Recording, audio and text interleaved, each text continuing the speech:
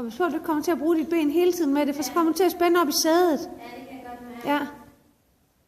Og i starten, der gør man det, fordi man vil bare så gerne have den bagpart ude. Men jeg kunne jo også vælge at Det kunne du også. Jo. Eller bare foden en gang imellem.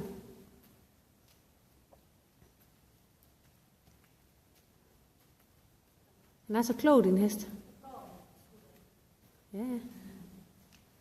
Hvor meget har du i hånden? Okay.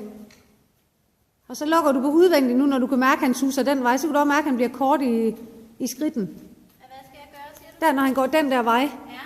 Så lukker du lige på udvendige tøjler og siger, det kan godt være, at du bøjer dig, men du går ud over på mærke, så får han det der jap. Sæt du bare lige noget fart på. Ja. Rigtigt.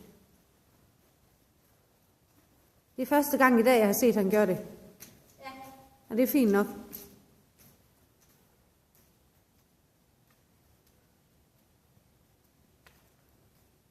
Ja. Ja. Og der kan jeg ikke gøre noget, når han kommer. Nej, så kan det godt være, at du bare skal slippe ham og ride videre. Ja. Og så er det sådan, det er svært at redde, når den er kommet derud. Ja.